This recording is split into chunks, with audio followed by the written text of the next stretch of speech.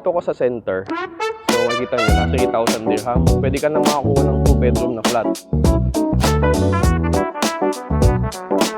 Nakikita nyo yung mga pool. Pwede kayong mag-rent dyan na. Ang haba ng traffic papunta sa Dubai.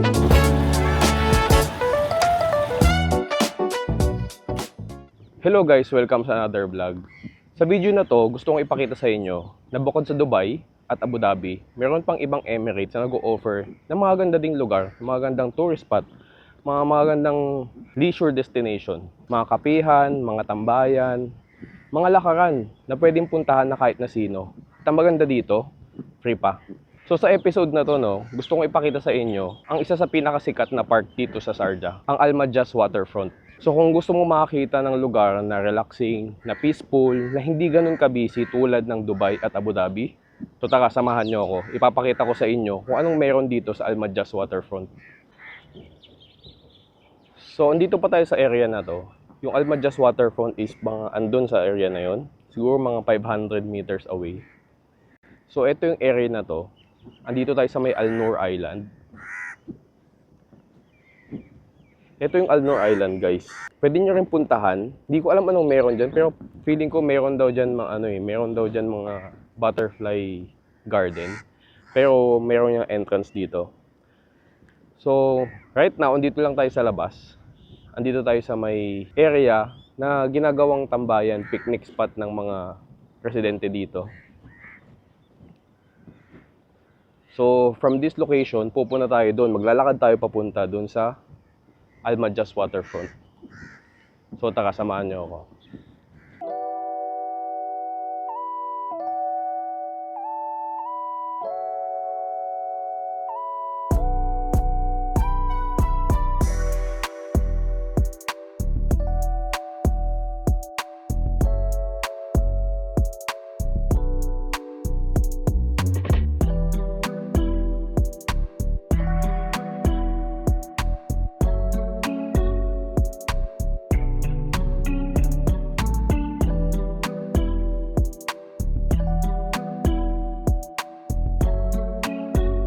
So ito yung magiging route natin, no. So from here, maglalakad lang tayo diretso dito hanggang dun sa waterfront na.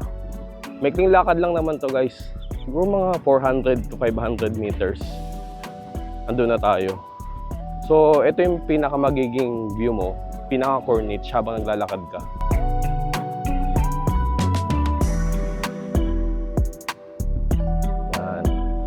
Actually, ginagawa ko tong joggingan, no. Kung makikita nyo yung mga ibang post ko sa Facebook, dito ako tuwing umaga, lalo na nung winter, kasi ang sarap mag-jogging dito. Pero ngayon medyo mainit, no. Kaya siguro wala pa ganong tao. Baka siguro mamayang mga 6 or 7 o'clock baka dumami na yung tao. By the way, ito nga pala yung Al Noor Mosque, guys.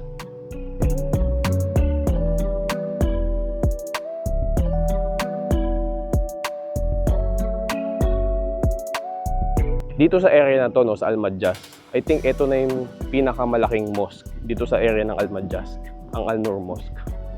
So di ba guys, no, napaka-peaceful.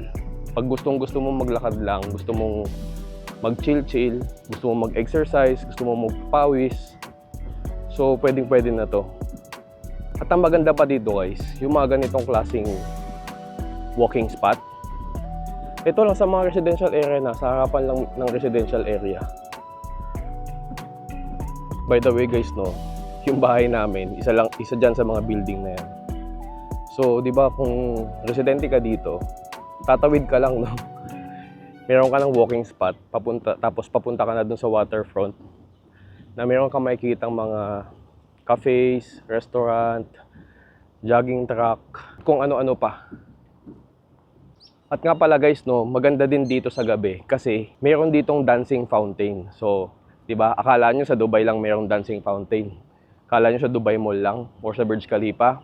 Meron din dito sa Sharjah dancing fountain. So mamayang gabi, ipapakita ko din sa inyo. Kaya medyo late na rin ako umalis. Ngayon, 6 o'clock na ngayon. So para may abutin tayong ng dilim habang nag-iikot. Tapos mapakita ko sa inyo yung dancing fountain dito sa Al Madjaz Waterfront. Ang akala ko nga actually, late na ako lumabas. Kasi gusto ko sana yung medyo pa sunset na, tapos hindi na ganun kainit. So kasi sabi ko, mga 5:30, lumabas ako ng 5:30, pero ang init pa rin ngayon guys, tignan nyo yung pawis ko. Nasa ano kasi ngayon, 37 degrees Celsius. So ang init. So meron pala isang Do restaurant dito sa Sarja, dito sa way papuntang Madjas Waterfront. Ito.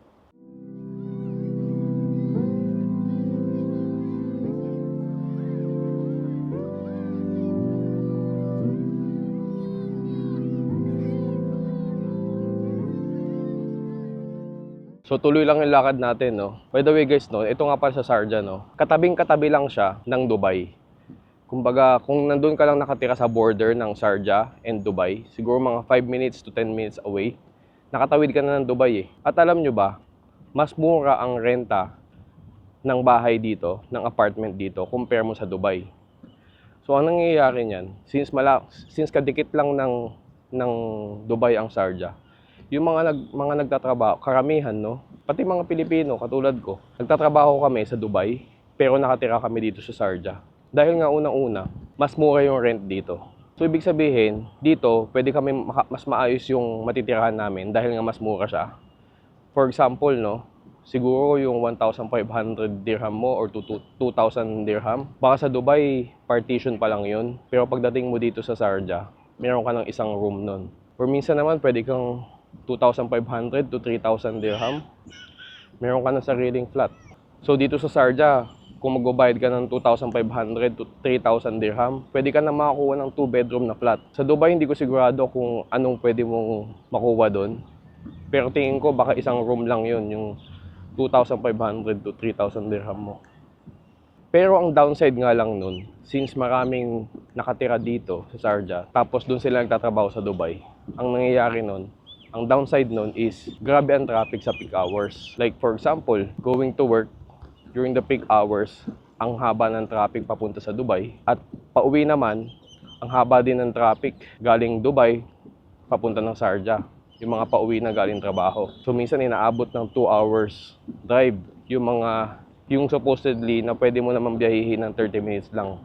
Pero dahil sa traffic nga, dahil sa dami ng mga tao na nagtatrabaho from Dubai, tas nakatira sa Sarja, umaabot ng 2 oras. So ito na guys, malapit na tayo sa Al Madjas Waterfront. So di ba baka nga 300 meters lang eh, o 400 meters lang away from dun sa spot na pinuntahan natin. So ito na, approaching na tayo, meron na tayong restaurant na nakikita.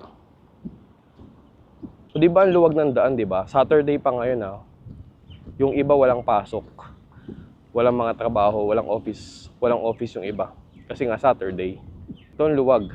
At medyo yung hangin lumalamig na ngayon. Kanina kasi medyo mainit talaga. So nag-stop ako mag-video kasi meron akong nasalubong na fully covered na mga babae, no.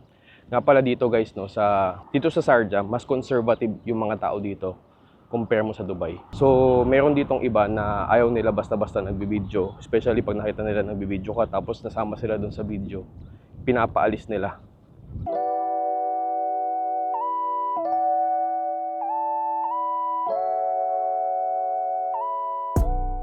So nandito na tayo ngayon sa Al Madjas Waterfront, no. So nakikita nyo, naglalakad na ako dito sa jogging track or walking track din. So di ba?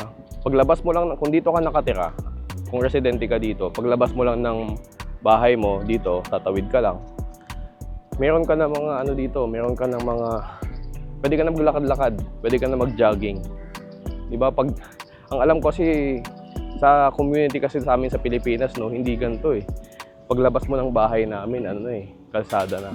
So siguro yung makakakuha ka ng mga ganitong klaseng community or meron mga ganitong spot na jogging track or mga park, siguro kung nakatira ka sa condo or dun sa mga mamahaling subdivision sa Pilipinas, which is sa amin walang ganon. Hindi kami nakatira sa ganon. Tsaka meron din ditong splash park, parang water park dito. Talagang family friendly talaga tong lugar na to, no. So ito, meron ditong Krispy Kreme unang-una, may mga Pizza Hut, may Spice Grill. Alam nyo ba tong Spice Grill guys? Ano to? Filipino-owned restaurant to. Oh, ang galing, di ba? Ang laking na ito, restaurant to ah. Filipino may-ari. Siyempre, merong Albaik, yung pinakasikat na chicken restaurant sa Saudi. Meron na rin dito sa UAE. So, tara, lakad pa tayo dun sa may kabila. So guys nga pala, no, kung gusto niyo ng mga ganitong klaseng video, yung mga parang naglalakad lang, gusto kong ipakita sa inyo kung ano yung merong lugar, mag-comment kayo kung gusto niyo yung ganitong klaseng video. Kasi ang gusto ko kasi, pag meron tayong mga pinupuntang lugar no, na parang kasama ko lang kayo, parang nandun na kayo mismo sa lugar. Kung gusto niyo ng mga ganong klaseng videos natin, sabihin niyo lang sa comments para tuloy-tuloy tayong gagawa ng mga ganong klaseng videos. So yan, lakad lang tayo dito sa walking track and jogging track. Itong mga to, mga restaurant tsaka mga cafe na rin yan. Papakita ko sa inyo yan mamaya. Punta tayo sa harapan. For now kasi andito tayo sa likod eh. O diba guys, no? If you are someone na nagpapaka-healthy ka, gusto mo maging fit, napaka-convenient and accessible na itong lugar na to. Itong park na to. Na maganda pa dito guys. Libre to. Libre tong park na to. Wala kang kailangang bayaran para ma-access mo to. Kasi di ba kung sa Pilipinas to ewan ko lang sorry pero sa Pilipinas to, sigurado baka may entrance na to eh. Matagal-tagal na rin tayo hindi nagpupunta sa mga park sa Pilipinas, no? Pero feeling ko hindi pinapalagpas yung mga ganitong klaseng lugar eh. Yung may mga ganitong ambience. Sigurado meron yan mga entrance. Unless nga nasa subdivision ka or nakatira ka sa condo, baka yun, free. Pero yung mga ganitong for public, malamang sa malamang, pag nasa Pilipinas to, may babayaran to. Pero dito, ma-access mo to ng libre.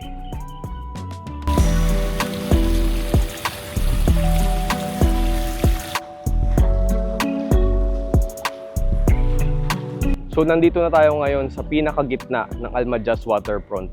Andito na yung pinaka-center.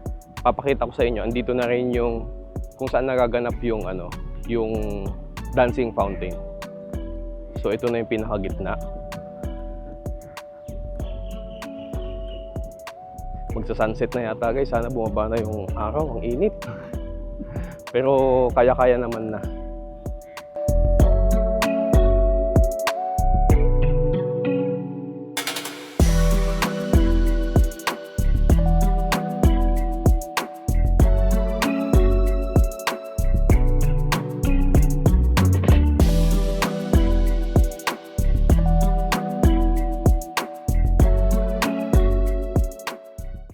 So mamayang gabi guys, no, dito yung dancing fountain, dito sa area na to.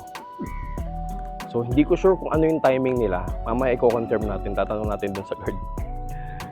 Pero malamang meron yung dancing fountain today. Kasi dahil Sabado ngayon, no. So yan yung dancing fountain mamaya. So andito ko sa center.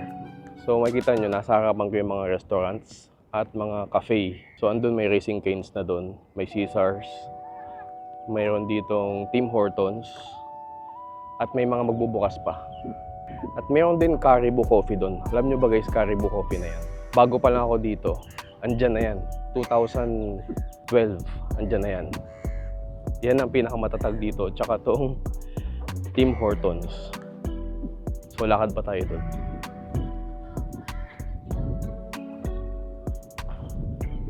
So ito na yung pinaka-gitna, pinaka-center ng waterfront. Pag dumiretso pa tayo doon, yun na yung dulon. Meron din mga restaurant doon.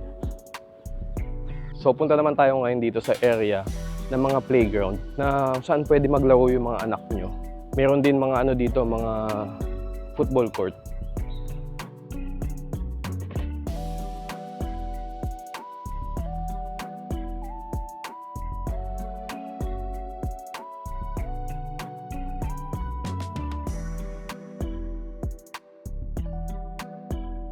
So meron palang bayad yung parking, may parking fee, and madededuct siya automatic dun sa Salik account nyo. Libre daw yung 15 minutes, 10 per hour, 10 dirham. So ang galing, no, yung parking nyo, pagpasok nyo, hindi na kayo mag-stop, hindi na kayo kukuha ng ticket, hindi na kayo magbabayad sa counter. So pag pumasok kayo dito, bubukas lang, then park nyo, tapos automatic madededuct na yung parking fee dun sa Salik account nyo. Yung Salik account guys, yun yung sinasabi na yung account nyo para sa mga toll gate dito sa UAE, dito sa Dubai. Yun yung toll gate. Kasi yung toll gate dito, di ba, parang arc lang siya dun sa gitna sa kalsada. Tapos pag dumaan yung kotse nyo, masisense na nila, mayroong sensor. So automatic madideduct na yung toll payment nyo. So hindi katulad sa atin sa hindi katulad sa atin sa Pilipinas na pipila ka pa, may counter, magbabayad ka dun sa counter ng toll gate. Dito, dadaanan mo na lang yung sensor. Tapos yun na, bawas na. Nakapagbayad ka na ng toll gate. So yung parking dito, dun sa account nyo ng Salik, dun mababawas yung payment nyo sa parking.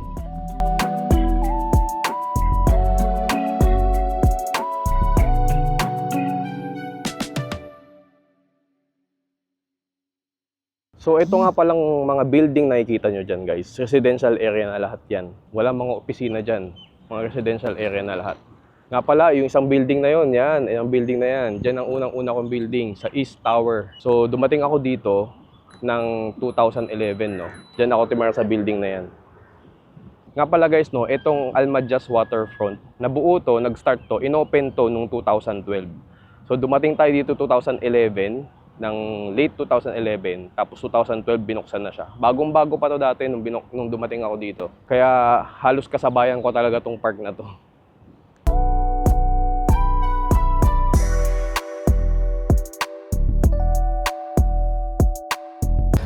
So approaching na tayo dito, no, sa dulo ng jogging track dito sa Al Madjas Waterfront. So meron siyang 800 meters na jogging track. So ito na yung dulo. Dun sa kabila na yun guys, andun yung Al Kasbah naman ng Sharjah. At gagawa din tayo ng vlog dun sa may Al Kasbah. Papakita ko din sa inyo. Pero this time, dito muna tayo sa Al Madjas Waterfront. So itong nakikita nyo mga damuhan. Yung mga tao dito, muupo lang sila dyan. Ayan, katulad nitong mga to. Muupo lang sila dyan. Dyan sila nagpapahinga. Yung iba naman, nagdadala sila ng mga banig, nagpipiknik. Tapos nagdadala lang sila ng chai nila, mga kape. Tapos merienda lang. Masaya na sila sa ganyan. Kaya nga dito pag pumunta ka, tapos pag gusto mo lumabas, tapos ayaw mong gumastos, punta ka lang dito sa park. At isa pang maganda dito nakikita ko guys, malinis dito. Mini-maintain talaga nila yung kalinisan dito. Tingnan nyo naman. Wala kang makikita dito ng mga ng mga basura. Malinis oh. Tsaka kahit may mga nagpipiknik dito, disiplinado yung mga tao dito. Hindi sila nag-iiwan ng mga kalat nila. Oh, ganyan kalinis.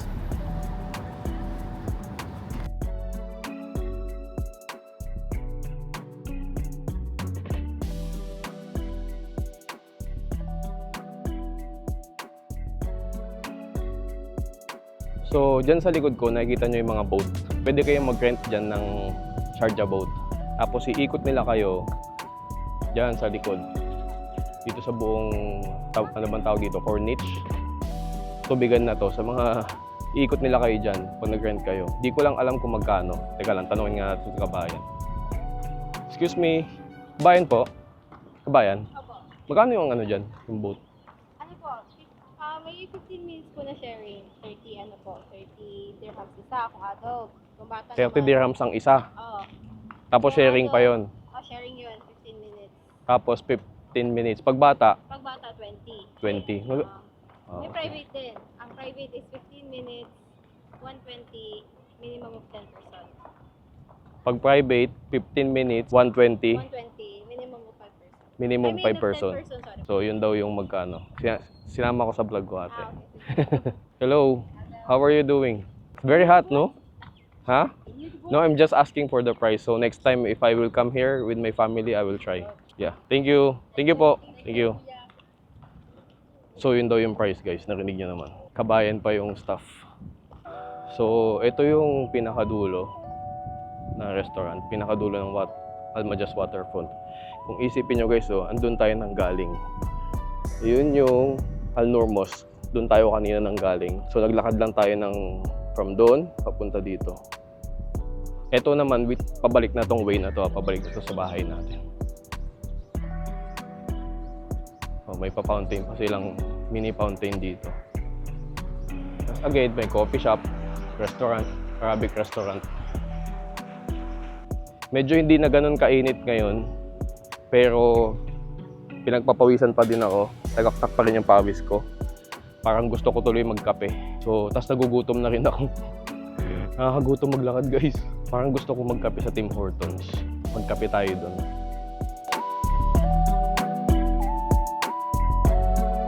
Maganda dito, mayroon mga pahingahan talaga.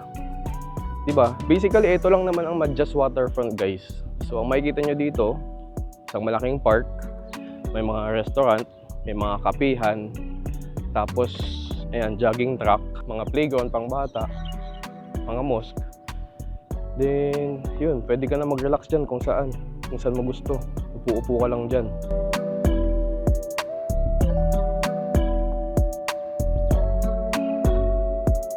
Tingnan nyo naman, guys, oh. Nakaupo ako dito, tapos ganyan ang view mo. Relaxing, di ba? Peaceful, hindi crowded, makakahinga ka ng maayos. Siguro ang best time na pumunta dito sa Almadjas Waterfront, ganitong oras. Mga 6:30 to 7 o'clock. Ayan pa lang yung sunset, oh. Pababa pa lang siya. Hindi na ganun kainit, maganda na yung hangin, mahangin na din. Ang isa pang maganda dito sa park na to, at kahit sa ang park naman ng UAE, no, hindi ka mag-worry na mayroong mandudukot sa'yo, na mayroong snatcher, or baka pag iniwan mo yung gamit mo, mawala. Alam mo yun, hindi mo magiging problema yun dito sa UAE. Kahit sa ang part ka ng UAE pumunta, hindi ka mag-worry o mag-aalala na mawawalan ka ng gamit. Hindi ka mag-worry na kapag kasama mo yung anak mo, baka may mangyayari sa anak mo. Baka mawala yung anak mo.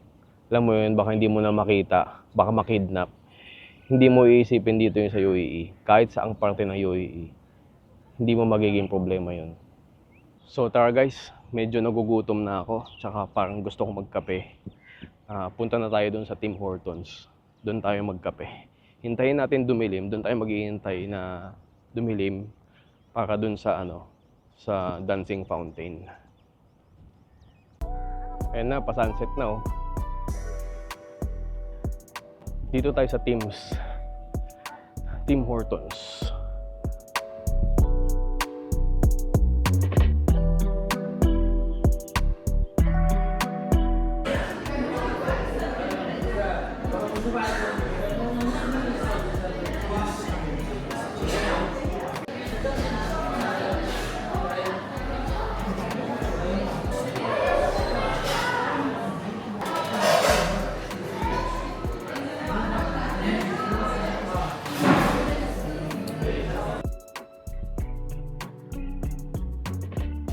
Pwesto tayo dito sa labas para meron tayong view ng dancing fountain. Lakas din ang trip ko, no? Ang init na nga, tapos nag-hot coffee pa. Kanina nandun ako sa loob, malamig sa loob. Kaya lang kasi hindi makapag-video dun. Kasi may mga katabi na mga conservative. So baka mahagip sila ng camera ko. Baka may masabi sila. So dito tayo sa labas. Tiis muna tayo sa init.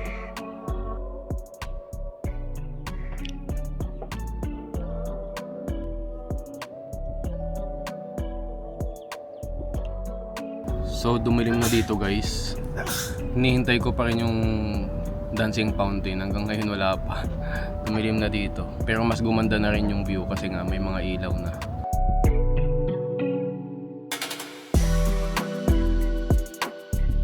Ito na yata, guys, yung yung fountain mag-start na yata. Kanina pa ako naghihintay dito. Pawis na ako, nalalagkit na ako. So 8 o'clock pala nag-start yung yung fountain. So today is Saturday, 8 o'clock PM. Ngayon pa lang siya mag-start ng first na dancing fountain. Yun na.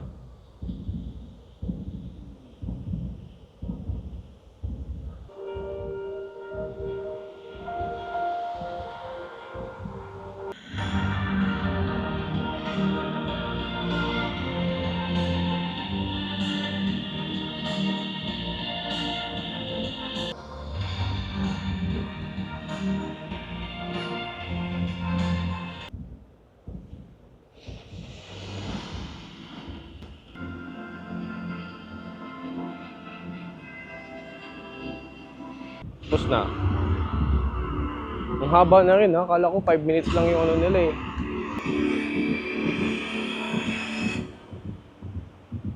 So ganito na itsura na ito guys paggabi. Ito may Caesars. Yung Racing Canes. Ito bago lang tong Racing Canes dito. So bili tayo ng tinapay dito sa Caesars. Masarap yung tinapay dito eh. Yung cheese bread nila. Hindi pala sila nagbebenta ng breads dito. Dito sa Caesars. Caesar restaurant pala sila, hindi sila Caesar Bakery. Yung kasi nagbebenta, binibilan namin ng tinapay. Sa ano siya, Caesar Confectionery, yun ang naalala ko. So ngayon guys, gusto kong ipakita sa inyo yung ano itsura ng Madyas Waterfront sa gabi. Ang pinagkaiba lang naman syempre yung ilaw. Mas maganda na siya tignan.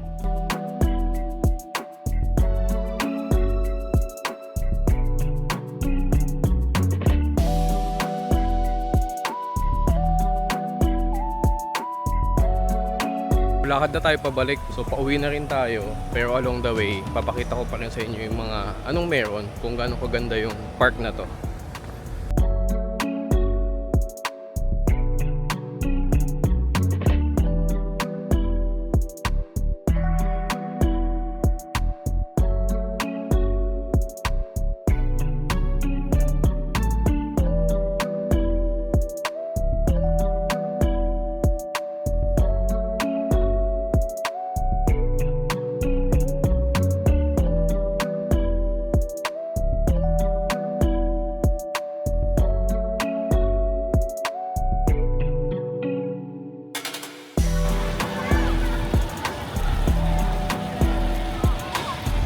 So yun nga guys, no, siguro dito na nagtatapos yung episode natin dito sa Almadyas Waterfront. So ang purpose ko lang naman dito, no, gusto kong ipakita sa inyo na bukod sa Dubai at Abu Dhabi, mayroon pang ibang emirate tulad ng Sharjah na nag-o-offer ng mga magandang lugar, magandang parks, masarap na tambayan, nakaka-relax. At hopefully, no, nagustuhan nyo yung ganitong klaseng vlog. Kung nagustuhan mo tong video na to guys, huwag mong kalimutan mag-like, mag-share, at mag-comment ka na din kung mayroon kang mga suggestion na gusto mong puntahan o gusto mong makita dito sa UAE. At syempre, huwag mong kalimutan mag-subscribe. Malaking tulong po yun sa akin, no? Para naman matuloy-tuloy natin tong vlog natin. So yun lang po, hanggang dito na lang muna. Maraming salamat sa panonood. Thank you for watching. Hanggang sa mga susunod na vlogs, abangan nyo po. So yun lang po, no? Bye-bye, Yalla Barb! From Sharjah roads to Dubai views, 'cause I'm a family, I good vibes.